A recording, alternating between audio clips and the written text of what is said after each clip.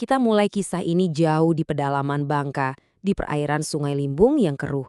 Di sini, sebuah operasi pencarian yang sangat menegangkan sedang berlangsung. Ini adalah pertarungan melawan waktu yang akan menguji batas kemampuan manusia dan menyingkap bahaya tersembunyi di alam liar. Di tengah pemandangan yang kelihatannya tenang ini, tim Search and Rescue atau SAR lagi sibuk menyisir setiap jengkal perairan. Coba perhatikan deh, mereka pakai tongkat-tongkat panjang buat memeriksa ke dalam air yang gelap, mencari tanda sekecil apapun. Suasananya itu tegang, semua orang fokus banget. Setiap gerakan air bisa jadi petunjuk, atau malah pertanda bahaya. Misi mereka ini cuma punya satu tujuan, menemukan seorang pria. Pertanyaannya, siapa dia? Dan apa yang sebenarnya terjadi padanya di malam nahas itu? Nah, untuk memahami kenapa pencarian ini begitu genting, kita perlu mundur sedikit ke awal kejadiannya. Saat di mana sebuah kegiatan rutin tiba-tiba berubah jadi mimpi buruk. Pria yang mereka cari ini namanya Jauhari. Dia warga lokal desa Petaling, usianya 40 tahun. Jadi, buat Jauhari, sungai ini ya ibarat halaman belakang rumahnya. Dia pemancing yang udah sangat berpengalaman dan hafal betul seluk-beluk sungai ini. Coba lihat lini masa ini, betapa cepatnya semua berubah. Jam 18.40, Jauhari dan teman-temannya sampai buat menajur. Itu teknik mancing lokal di mana pancing dipasang di tepi sungai terus ditinggal. Mereka pun berpencar, ya seperti biasalah. Tapi cuma selang beberapa saat, keheningan malam itu pecah oleh teriakan yang bikin merinding, disusul suara air yang bergemuruh kencang. Dan inilah momen kuncinya. Waktu teman-temannya lari ke lokasi, Jauhari sudah nggak ada. Satu-satunya jejak yang tersisa adalah pemandangan yang, ya ampun, bikin bulu kuduk berdiri.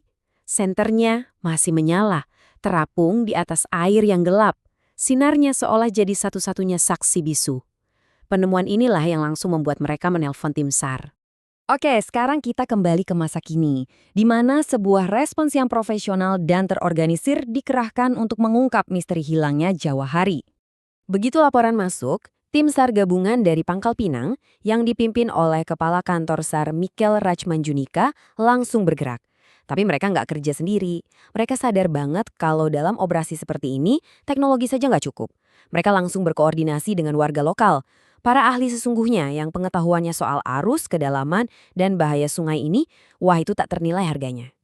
Strategi pencarian mereka ini cerdas banget, dibagi dua. Waktu malam, teknologi yang ambil alih.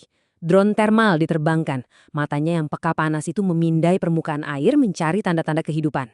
Terus, pas fajar tiba, pencarian beralih ke cara yang lebih konvensional.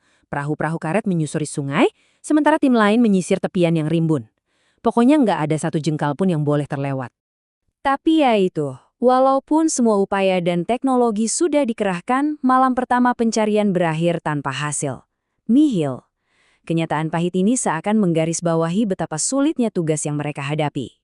Kegagalan di malam pertama ini memaksa tim buat menghadapi sebuah kenyataan. Mereka bukan cuma mencari orang hilang, mereka ini lagi berhadapan langsung dengan tersangka utama dalam cerita ini, yaitu sungai itu sendiri dan makhluk-makhluk yang bersembunyi di bawah permukaannya. Jangan sampai tertipu sama permukaannya yang kelihatan tenang ya. Sungai Limbung ini lingkungan yang liar dan gak kenal ampun. Ini adalah tempat di mana alam yang berkuasa dan manusia hanyalah tamu. Nah, peringatan dari Kepala SAR, Mikel Rachmanjunika, ini mengonfirmasi ketakutan terbesar semua orang. Beliau bilang, kami mengimbau personil untuk tetap waspada mengingat lokasi merupakan habitat hewan buas. Maksudnya apa? Sungai Limbung ini memang dikenal sebagai habitat buaya. Jadi, dugaan yang paling mungkin sekaligus paling mengerikan adalah Jauhari diserang. Tantangannya nggak cuma datang dari hewan buas. Coba lihat kondisi sungainya, banyak anak sungai yang berkelok-kelok, tepiannya rimbun banget sama tanaman liar, ini bikin area pencarian jadi super luas dan rumit buat dijelajahi, penuh dengan tempat persembunyian. Walaupun bahaya dan rintangannya luar biasa, pencarian tetap lanjut. Fokus tim SAR sama sekali nggak goyah, bahkan ketika suasana ketidakpastian makin terasa kental. Keesokan paginya, tim SAR ini nggak menunjukkan tanda-tanda mau menyerah.